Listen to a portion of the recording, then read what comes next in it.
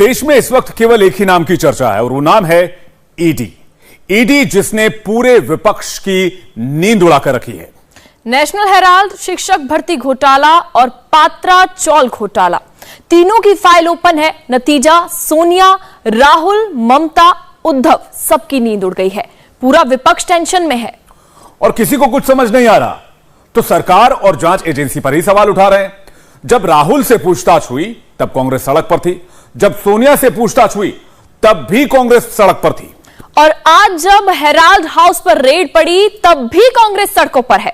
और कौन सा सच है जिसके सामने आने का डर कांग्रेस को सता रहा है, यह बड़ा सवाल है। दूसरी तरफ संजय राउत भी शिकंजे में और पूरी तरह से ईडी के जाल में फंस चुके हैं। ईडी जो पूछ रही है, राउत का जवाब राउत के पास नहीं है। वो जवाब मतलब साफ है, दाल में कुछ काला जरूर है। तीसरी जांच कोलकाता में चल रही है, जहां आज पार्थ चटर्जी पर चप्पल फेंक दी गई। दिल्ली कोलकाता वाया मुंबई, आज की पूरी रिपोर्ट देखिए।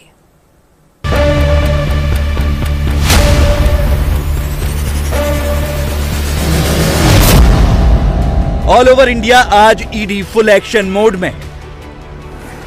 दिल्ली हेडक्वार्टर समेत नेशनल हेराल्ड के 16 ठिकानों पर छापा पड़ा है। सोनिया और राहुल के लिए मुश्किल पड़ी है। शिक्षक भर्ती घोटाले में कोलकाता में पार्थ चटर्जी और अर्पिता बनर्जी के ठिकानों पर ईडी की रेड चल रही है। मुंबई में पात्रा चौल केस में अब संजय राउत के लिए संकट की घड़ी आन पड़ी। कुल मिलाकर दिल्ली से लेकर कोलकाता और मुंबई तक केवल ईडी की चर्चा है। ईडी एक्शन में है। कांग्रेस, शिवसेना और टीएमसी फुल टेंशन में है।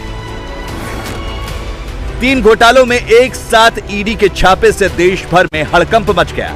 सोनिया गांधी, राहुल गांधी, पार्थ चटर्जी, संजय राउत सबकी नींद उड़ी पड़ी है। दिल्ली के नेशनल हेराल्ड हेडक्वार्टर से लेकर देश भर के 16 ठिकानों पर ईडी ने छापा मारा। शिक्षक भर्ती घोटाले में कोलकाता के अंदर अर्पिता के फ्लैट पर छापा मारा गया और पात्रा चौल केस में मुंबई में संजय राउत के करीबियों के ठिकानों पर छापे पड़े। नेशनल हेराल्ड पर रेड के बाद राहुल गांधी की नींद कैसे उड़ी, ये उनकी फेसबुक पोस्ट से समझा जा सकता है। राहुल ने लिखा, खुद को अकेला मत समझना, कांग्रेस आपकी आवाज है और आप कांग्रेस की ताकत। तानाशाह के हर फरमान से जनता की आवाज दबाने की हर कोशिश से हमें लड़ना है। आपके लिए मैं और कांग्रेस पार्टी लड़ते आ रहे हैं और आगे भी लड़ेंगे। आज देश में किन मुद्दों पर विचार विमर्श होना चाहिए ये आप अच्छे से जानते हैं, क्योंकि सरकार की हर गलत नीति का असर आपके जीवन पर पड़ रहा है। ये सरकार चाहती है आप बिना सवाल किए तानाशाह की हर बात को स्वीकार करें। मैं आपको विश्वास दिलाता हूं, इनसे डरने की और तानाशाही सहने की जरूरत नहीं है। ये डरपोक है, आपकी ताकत और एकता से डरते हैं, इसीलिए उस पर लगातार हमला कर रहे हैं। अगर आप एकजुट होकर इनका सामना करेंगे तो ये डर जाएंगे। मेरा आपसे वादा है, न हम डरेंगे और न इन्हें डराने देंगे। राहुल गांधी की इस पोस्ट के बाद कांग्रेस ने गांधी परिवार के लिए मोर्चा संभाला। सुप्रिया श्रीनेत मीडिया के सामने आई और ईडी की जांच पर एक बार फिर सवाल दागे। श्रीनेत ने साफ साफ कहा, यह जांच नहीं है बल्कि प्रतिशोध की भावना से की गई कार्रवाई है, जो इतिहास में पहले कभी नहीं हुई। आज सवेरे ईडी ने नेशनल हेराल्ड के मुख्यालय दिल्ली में बहादुर शाह जफर स्थित मुख्यालय पर छापा मारा और खबरों के मुताबिक और भी जगहों पर एनफोर्समेंट डायरेक्टरेट, जो एजेंसी भारत सरकार की है, वो छापे मार रही है।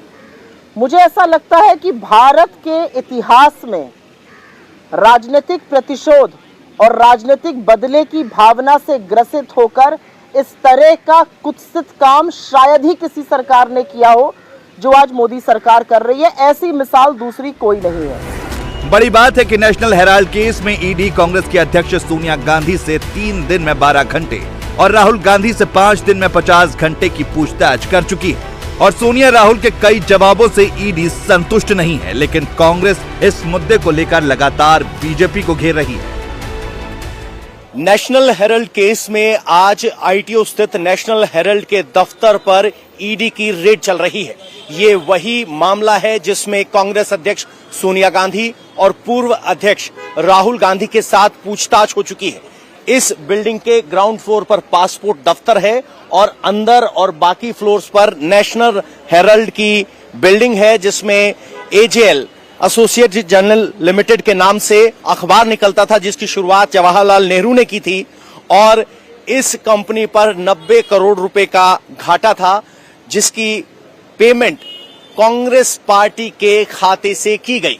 बाद में एक नई कंपनी बनाई गई, यंग इंडिया लिमिटेड। उस कंपनी ने इस नेशनल हेराल्ड को अक्वायर किया, उसकी देनदारियों को अक्वायर किया और उसके बाद उस लोन को माफ कर दिया गया।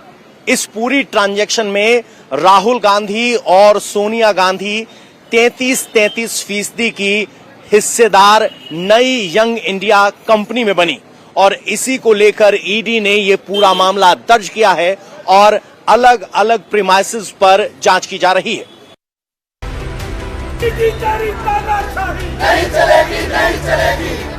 नेशनल हेराल्ड केस में ईडी की रेड चल रही है, लेकिन कांग्रेसी हेराल्ड हाउस के बाहर ही हंगामा कर रही है। जो ना डरेंगे ना डराने देंगे वाली लाइन आज राहुल ने सोशल मीडिया में फिट की, उसी को नारा बनाकर आज कांग्रेसी हेराल्ड हाउस के बाहर हंगामा करते नजर आए। ईडी की टीम हेराल्ड हाउस में रेड कर रही है और कांग्रेस के कार्यकर्ता यहां प्रदर्शन करने के लिए आए हैं। दिल्ली महिला कांग्रेस और पुरुष कांग्रेस की टीम आगे बढ़ रही है। पुलिस इन्हें यहीं रोकने की कोशिश कर रहे हैं। ईडी हाय हाय के नारों के बीच आगे जा रहे हैं। सामने हेराल्ड हाउस की तरफ अब कुछ कार्यकर्ता पहुंचने की कोशिश कर रहे हैं। ईडी तेरी तानाशाही नहीं चलेगी, नहीं चलेगी। और अब कांग्रेस कार्यकर्ता ईडी के गेट पर पहुंच गए हैं। यहीं पर पहले फ्लोर पर पासपोर्ट ऑफिस है और यहीं पर नेशनल हेराल्ड का जो गेट है वहां पर ये प्रोटेस्ट किया जा रहा है और डोंट मिसयूज ईडी इस तरह का पोस्टर यहाँ लिया गया है। मिसयूज करेंगे। 5 दिन राहुल जी से आप करते हैं इनॉग्रेट, फिर सोनिया जी पे करते हैं, कुछ ना पाया। अब खजानी बिल्ली खम्बा नोचे दफ्तर में कर रहे हैं, करिए जितना करना है, हम नहीं डरते, ना डरे ना डरेंगे, लेकिन बेजा इस्तेमाल किसी भी संस्था को नहीं होने देंगे। आज जिस तरीके से मोदी ईडी का दुरुपयोग कर रहे हैं, हम उन्हें बता देना चाहते हैं, मोदी जी ये आप अहंकार में डूबे हुए जो ईडी का दुरुपयोग कर रहे हैं, इसे बंद करें। ये कांग्रेस पार्टी के सिपाही है, ना डरे हैं ना डरेंगे। राहुल जी और सोनिया जी जब पार्लियामेंट में दिखा देते हैं इनकी सीडी, तो सीबीआई लगा देते हैं और लगा देते हैं इनके पीछे ईडी। तो हम ना तो पहले डरे थे और ना अब डरेंगे। नेशनल हेराल्ड पर रेड को लेकर कांग्रेस ने जमकर हंगामा किया तो बीजेपी और मोदी सरकार पर बदले की भावना से कार्रवाई करने का आरोप लगाया। जवाब में बीजेपी नेता और प्रवक्ता शहजाद पूनावाला सामने आए तो आईएनसी, टीएमसी से लेकर शिवसेना और आम आदमी पार्टी पर जमकर बरसे। वैसे तो लोकतंत्र के 4 स्तंभ के बारे में हमने सुना ही है, परंतु आज हमें समाचार चैनलों के माध्यम से भ्रष्टाचार के 4 स्तंभ दिखाई देते हैं। ये भ्रष्टाचार के 4 स्तंभ कौन है? आईएनसी, इंडियन नेशनल कांग्रेस नहीं, उनकी विचारधारा है I need corruption. TMC, Trinamool Congress नहीं, उनकी विचारधारा है टू मच करप्शन। तीसरी है उद्धव जी की भ्रष्ट सेना, जिनके सेनापति संजय राउत को कोर्ट ने अब रिमांड पे भेजा है। और चौथी है आम आदमी पार्टी के पाप के पुलिंदे जो भरते ही नहीं है। और देखिए, चारों भ्रष्टाचार के जो स्तंभ है, आईएनसी, टीएमसी, उद्धव जी की भ्रष्ट सेना और आम आदमी पार्टी की पाप वाली सेना, उन चारों के एक ही नारा है, उन चारों का एक ही उसूल है कि भ्रष्टाचार मेरा अधिकार, भ्रष्टाचार मेरा शिष्टाचार। कोई पकड़े मेरे भ्रष्टाचार को तो मैं कहूं अत्याचार अत्याचार। कुल मिलाकर ईडी अपना काम कर रही है, घोटाले की परतें खुल रही हैं। बावजूद इसके सवाल उठाए जा रहे हैं। दिल्ली के बाद आपको मुंबई लेकर चलते हैं। शिवसेना के फायर ब्रांड नेता यहां पात्रा चौल केस में ईडी की कस्टडी में है और बुरे फंसते नजर आ रहे हैं। आज ईडी ने संजय राउत से जुड़े 2 और ठिकानों पर छापेमारी की। इससे पहले ईडी ने रविवार को राज्यसभा सांसद के घर पर रेड की थी। फिलहाल राउत को कोर्ट ने 4 अगस्त तक हिरासत में भेजा है। राउत की गिरफ्तारी के बाद मुंबई से लेकर दिल्ली तक बवाल मचा हुआ है। खबर है कि संजय राउत से जब ईडी ने पूछा कि दादर में फ्लैट का पैसा कहां से आया तो वो जवाब नहीं दे पाए। दूसरी तरफ अलीबाग में 8 प्लॉट का पैसा कहां से आया, इसका भी जवाब संजय राउत के पास नहीं था। ईडी के सवालों का जवाब राउत के पास नहीं है, बावजूद शिवसेना के आदित्य ठाकरे दुहाइयां दे रहे हैं, देश का समर्थन उनके साथ है वाली लाइन फिट कर रहे हैं। आदित्य का आरोप है कि आवाज को दबाने की कोशिश की जा रही है। हमारे साथ आदित्य ठाकरे, उनसे बात करते हैं। आदित्य जी, लगातार आपके बड़ा रिस्पांस मिल रहा है, लेकिन साथ ही में 2 चीजें हमने देखी। संजय राउत की गिरफ्तारी के बाद राहुल गांधी आप लोग के सपोर्ट में आए हैं, जया बच्चन का बयान आया, पूरा देश सपोर्ट में है, क्योंकि देश देख रहा है ये देश में हमारे क्या चल रहा है, और जो भी आवाज उठाने की कोशिश करे उसकी आवाज दबाने की कोशिश होने जा रही है। इसके साथ ही में लेकिन कल देखा कि शिंदे गुट जो है मिठाइयाँ बांट रहे थे, साथ ही में मुख्यमंत्री तो कह रहे कि 8 बजे बजने वाला लाउडस्पीकर हमने बंद कर दिया। मुझे लगता है ये एक जो हमें एक वृत्ति कहते हैं, एटीट्यूड कहते हैं, नजरिया कहते हैं, ये उनके सामने आ रही, जो उनका अभी पर्दा था चेहरे पे, वो पर्दाफाश हो रहा है। वो एक और ये भी ये चीज कही जा रही है कि बीजेपी की तरफ से कि ये दंडनीय अपराध था, जिस तरह से दूसरे को जेल में डालने की बात करते थे, आज वो जेल में। मुझे लगता है आज हम यही देख रहे हैं कि जनता शिवसेना के साथ खड़ी है, जनता सत्य के साथ खड़ी रहती है, सत्ता के साथ नहीं। हमारे देश में सत्य में विजयते कहते हैं, सत्ता में विजयते नहीं। कल एक बड़ा दिन है आप लोगों के लिए, कोर्ट में सुनवाई होने वाली, उस पर आपका क्या कहना है? पूरा विश्वास है हमारा न्याय देवता पे। उद्धव ठाकरे और आदित्य ठाकरे को भले ही Sanjay Raut neat and clean दिखाई दे रहे हैं, लेकिन ईडी जो सवाल कर रही है ना तो उसका जवाब राउत के पास है, और पात्रा चौल केस में अकाउंट में इतना पैसा कहां से आया, इसका जवाब भी उनके पास नहीं है। हाँ, ईडी की कार्रवाई पर सवाल शिवसेना जरूर कर रही है। 1040 करोड़, आप बताइए, 1040 करोड़ अपने लिए, गरीबों के लिए कुछ नहीं, क्या इसकी इन्वेस्टिगेशन नहीं होनी चाहिए? दूसरा विषय, प्रवीण राउत जो डायरेक्टर थे इस कंपनी में, उनके पास 100 करोड़ रुपए आए। ये जो 1040 करोड़ था ये बटा 100 करोड़ रुपए प्रवीण राउत जी के पास आए। इसमें से एक बड़ा रकम संजय राउत जी के अकाउंट में भी गया है, यह भी खुलासा मीडिया ने किया है। ये जो प्रवीण राउत है, जो संजय राउत के खासम खास हैं और जिन्होंने गबन किया, उनकी पत्नी माधुरी राउत, ये संजय राउत की धर्मपत्नी श्रीमती वर्षा राउत की खास मित्र है, और माधुरी राउत जी ने वर्षा राउत जी को अर्थात संजय राउत की पत्नी को 83 लाख रुपए उनके अकाउंट में ट्रांसफर किए, एक अनसिक्योर्ड लोन के रूप में। अब ये अनसिक्योर्ड लोन जो 83 लाख का मिला, उसमें से संजय राउत की परिवार ने दादर में एक फ्लैट खरीदा। बाद में जब पूरे विषय में ईडी ने जांच शुरू कर दिया तो चुपके से, क्योंकि उन्हें पता था कि ये सुई का नोक जो है हमारे ऊपर आने वाला है, तो 55 लाख वापस करने की कोशिश संजय राउत जी की धर्मपत्नी वर्षा राउत जी ने किया कि मैं वापस कर रही हूं, देखो भैया माधुरी जी को मेरा कुछ लेना देना है नहीं। मगर ईडी तब तक चौकन्नी हो चुकी थी, वो पूरा विषय जान चुकी थी। दिल्ली और मुंबई के बाद अब आपको बंगाल के कैश लोग का अपडेट बताते हैं। नोटों के पहाड़ के बाद चप्पल की इस तस्वीर को गौर से देख लीजिए। ममता बनर्जी सरकार के पूर्व मंत्री पार्थ चटर्जी के खिलाफ ये बंगाल के लोगों का गुस्सा है। आज जब पार्थ को मेडिकल के लिए कोलकाता के ESIC हॉस्पिटल में लाया गया तो महिला ने उन्हें चप्पल फेंक कर मारी। महिला का कहना था कि ऐसे भ्रष्टाचारियों को AC कार में नहीं बल्कि घसीट कर लाना चाहिए। ছেড়ে দিন, আমি ওনাকে জুতো মারতে আসছি, জুতো মেরে আমি খালি পায়ে ঘরে যাচ্ছি। কেন জুতো মেরেছি কি জানেন আপনারা জানেন না? হ্যাঁ, জনসাধারণের কত গরিব মানুষের টাকা নিয়ে কোটি কোটি টাকা ফ্ল্যাট কিনে রেখে দিয়েছেন, আবার বলেন কেন ওনাকে এসি গাড়ি চড়িয়ে ওনাকে গলায় দড়ি দিয়ে টানতে টানতে নিয়ে আসবেন, এসি গাড়ি চড়িয়ে হুইল চেয়ারে। হ্যাঁ, আরো খুশি হতো ওই জুতোটা যদি ওনার টাকা লাগতো। महिला के गुस्से से अंदाजा लगाया जा सकता है कि ईडी सही दिशा में काम कर रही है। घोटाले का खुलासा हो रहा है। पार्थ और अर्पिता के ठिकानों पर रेड जारी है। करीबियों का भी पता लगाया जा रहा है। हालांकि अब तक की पूछताछ में पार्थ और अर्पिता दोनों एक दूसरे पर आरोप लगा रहे हैं। पार्थ चटर्जी का कहना है कि अर्पिता के फ्लैट से मिले पैसे किसके हैं मुझे नहीं पता। शिक्षा विभाग में नेताओं की सिफारिश पर नौकरियां दी गईं। दूसरी तरफ अर्पिता मुखर्जी कह रही है कि जो पैसा मिला है वो पार्थ का है, मुझे फ्लैट पर जाने की इजाजत नहीं थी। पार्थ के लोग फ्लैट पर कैश रखने आते थे। ईडी की टीम अब तक पार्थ चटर्जी और अर्पिता मुखर्जी को गिरफ्तार कर चुकी है। पार्थ की करीबी मोनालिसा पर ईडी की नजर है। ममता की करीबी और नादिया से विधायक माणिक भट्टाचार्य से भी ईडी पूछताछ कर चुकी है। ईडी की नजर अब सोनाझुरी की 2 कोठियों तितली और लावण्य पर है। इन दोनों कोठियों का कनेक्शन भी पार्थ चटर्जी से बताया जा रहा है। दोनों कोठियां देखने में एक जैसी है और अगल बगल में पड़ोसियों का दावा है कि पार्थ चटर्जी अर्पिता मुखर्जी के साथ यहां आया करते थे। तितली नाम से जो कोठी है उस पर राजीव डे का नाम लिखा है, तो वहीं लावण्य नाम से जो कोठी है उस पर सुभाष डे का नाम लिखा है। बताया जा रहा है कि ईडी की टीम ने दोनों कोठियों की जांच की है। पश्चिम बंगाल के सोनाझुरी में इस वक्त मैं मौजूद हूं और यहां पर यह बताया जा रहा है कि सोनाझुरी में ये जो मेरे पीछे आप मकान देख रहे हैं, तितली यहां पर इस मकान के नाम यहां पर लिखा हुआ है।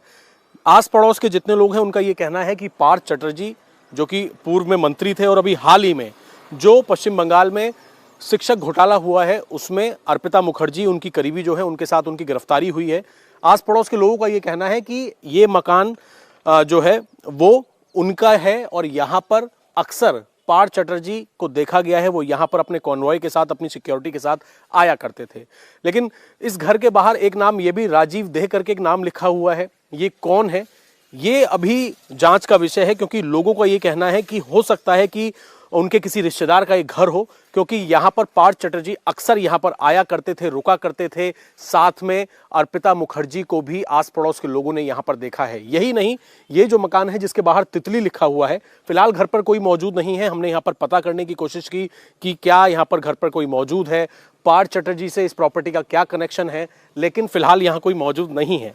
लेकिन इस पूरे इलाके में जिन लोगों से हमारी बात हुई, कुछ ऐसे भी लोग हैं जो कैमरे पर नहीं आना चाहते। उनका ये कहना है कि पार्थ चटर्जी यहाँ पर अक्सर आया करते थे, यहाँ पर रुका करते थे।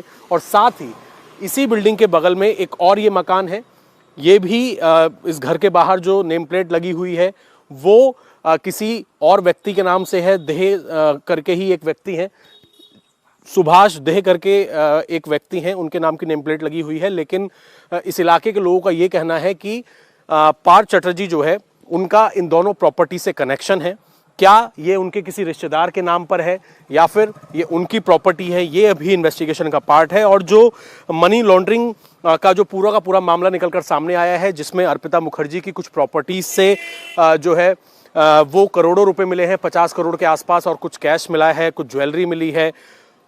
एक उनके फार्म हाउस का पता लगा है जो कि अपा करके फार्म हाउस है। उनके अलावा ये जो प्रॉपर्टीज हैं इनका इस पूरी मनी लॉन्ड्रिंग के अंदर क्या कनेक्शन हो सकता है, क्योंकि ये भी बताया गया कि यहाँ पर जांच एजेंसियों के अधिकारी इन मकानों पर भी पहुंचे थे, यहाँ की भी उन्होंने वीडियोग्राफ्स ली थी। इनका क्या कनेक्शन है पार्थ चटर्जी से, इस बात को भी फिलहाल इन्वेस्टिगेट किया जा रहा है। क्योंकि पार्थ चटर्जी कई लोगों के नाम पर, खासतौर पर अर्पिता मुखर्जी और कई और लोगों के नाम पर वेस्ट बंगाल और कलकत्ता में कई जगहों पर उन्होंने अलग अलग प्रॉपर्टी ले रखी हैं। इन सभी की जांच फिलहाल ईडी कर रही है।